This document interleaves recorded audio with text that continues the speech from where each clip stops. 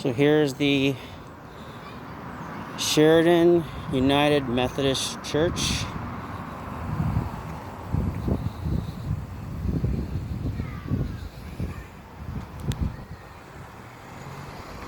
Pastor is Ken Johnson. Looks like it's 10:30 for Sunday services. They do host the senior service meal site. I think it's Meals on Wheels. Maybe they changed the name. So if you need that service, it's Monday, Wednesday, and Friday. Number is 503-843-2000. 11:30. If you want to go by sometime and look at the information right there about the building, it's right there. So they have a little free library.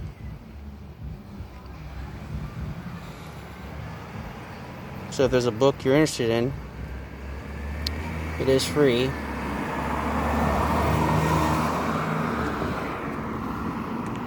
I would imagine for, being polite, if you have a book that you don't need, you can exchange it. At least that's what I would do. Here's a side view of the Mennonite church. And I said in another video, this was not the original building. The original building caught fire because of an arsonist, a kid who was playing with fire, and the building came down, got burnt. And you can see it's in the vicinity of the Calvary Chapel Church, and next block over is the American Foreign Legion.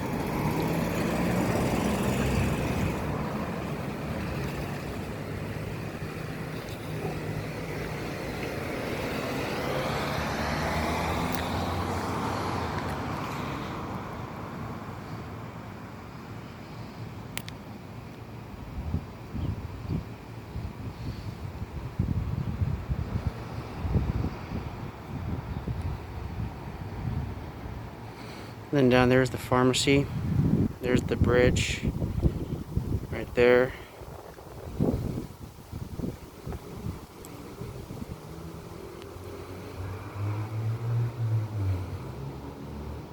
Hair of the day. Oh, hair of the dog. And there's the library.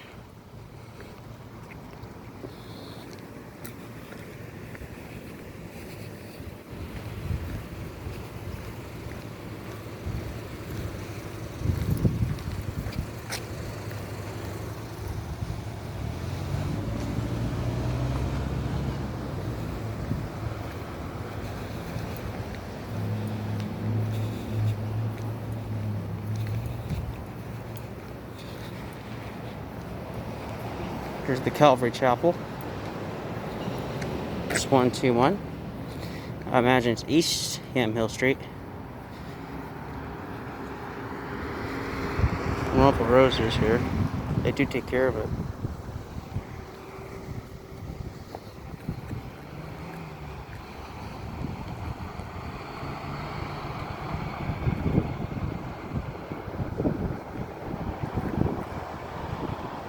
And there's a bell. I don't know if it's used.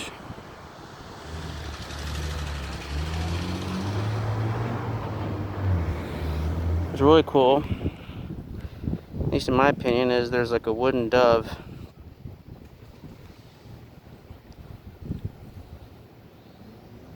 And the sidewalk right here.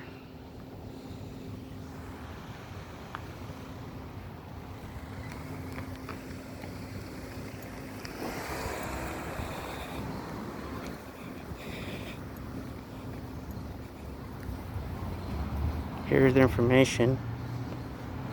Calvary Chapel, West Valley, Sunday service 10:30 a.m. And their number is 503-843-PRAY. And they have Thursday hours at 6:30 p.m.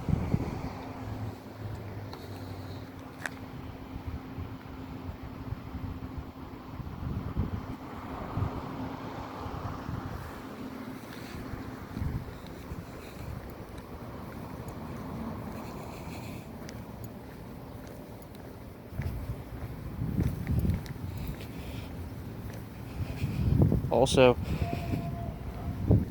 on the back of the VFW building,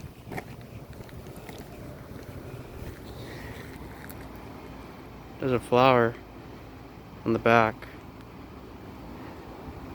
It doesn't look like a rose. It's not quite a poppy. Oh yeah, by the way, if you walk this area, there are bees around. You can really see they're really out today. So if you are allergic to bees, watch out. Don't step on any. Be mindful.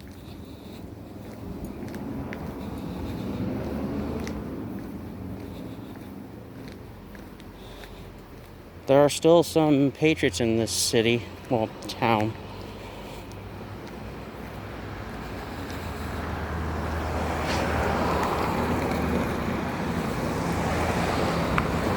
And as you can see, there's a flag right there. And right there.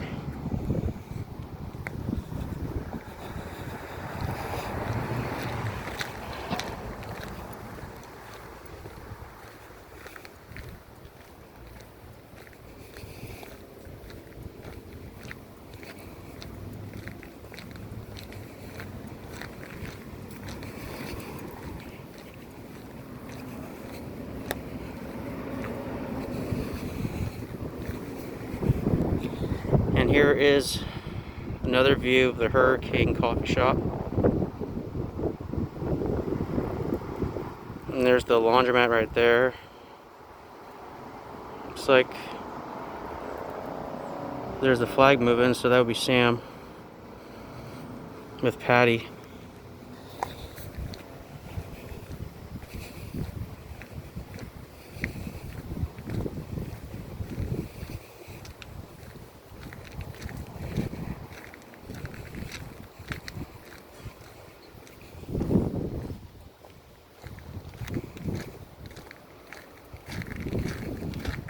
So right now I'm holding my phone down towards my chest.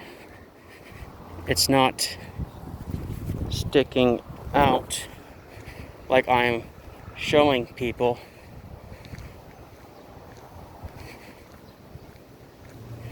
Which shows intention is not there.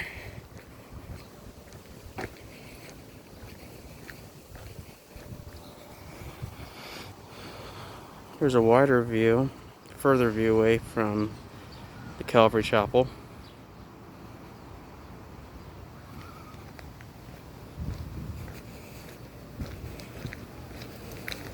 I can really hear those bees going. They're really going to work. I don't see on the ground, so that's good. Here is the back of the frog, the green frog. Here's another view of the pharmacy. Here is the back of the VFW.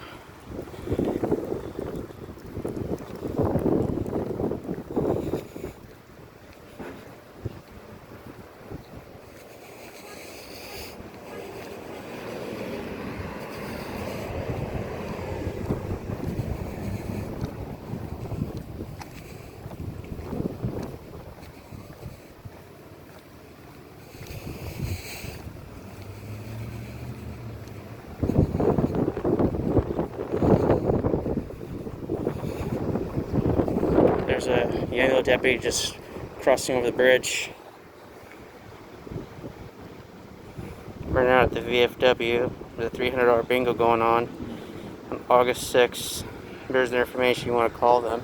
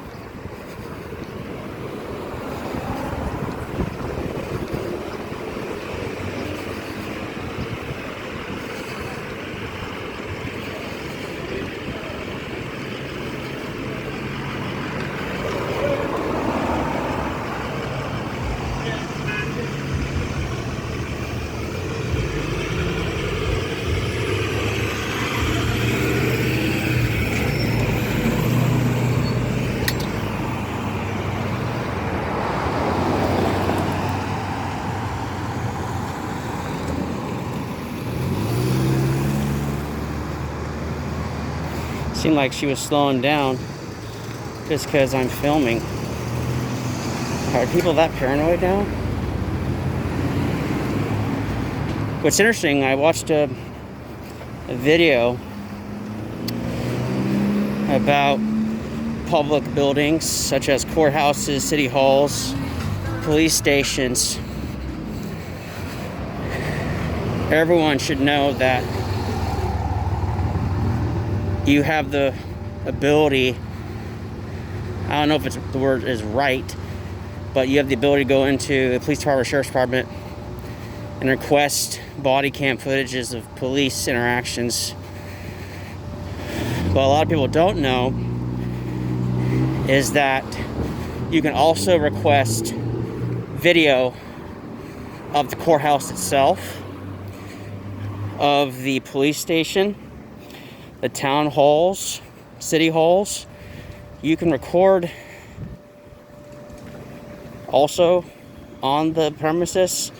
The question is do you want to really flex that right to where you get arrested,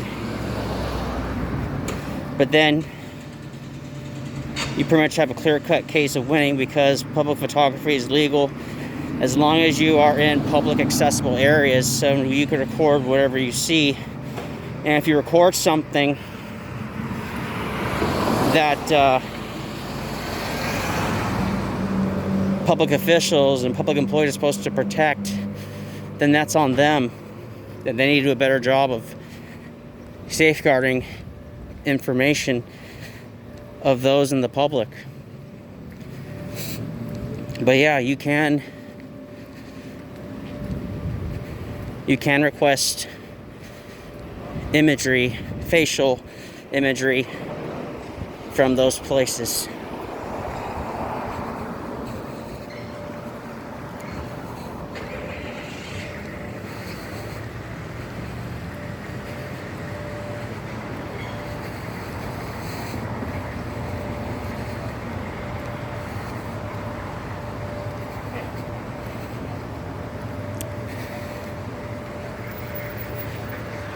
There are also some videos I've seen where officers say, in this day and age, two things come to my mind. One, if you're flexing and practicing a right, whether it's a civil right or a civil liberty, they're basically saying in a way the Constitution is out of date.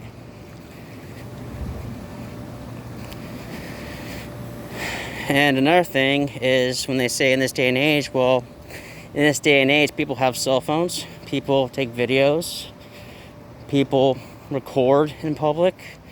Even if you're at like a theme park, like Disney World, Disneyland, Great America, Six Flags, all those places, even though it's private property, because it's not public property, You can take pictures, and most of the time, those amusement parks, they're not going to get in your face and say, delete your footage. Because when you're taking pictures and putting online, you are providing them free advertisement to your friends, your family, your neighbors. Hey, I went to Disneyland, I went to Disney World, I went to Great America, I went to the San Diego Zoo. And they're not going to make a big deal about it. But if you record public, people freak out all the time. And a lot of that paranoia, from my understanding, is what do you do with that information?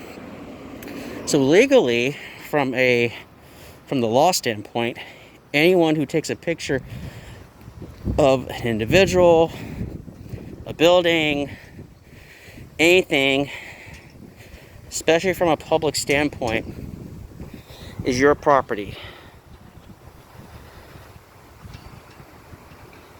And you can legally take it. The question is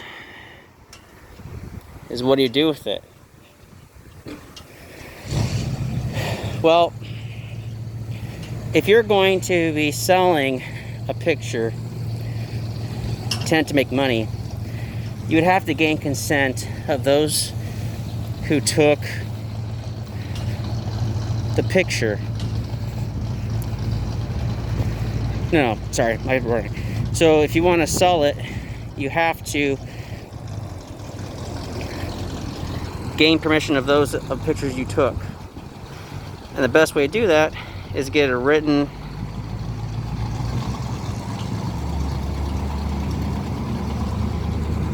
consent. Now here's the thing. You can, the person, even though they gave you legal consent and written consent, they can choose to rescind their consent. But if you're posting it on YouTube and you're not gathering funds, you're not making money, then it's nothing they can go after. They can try and sue you. They can try,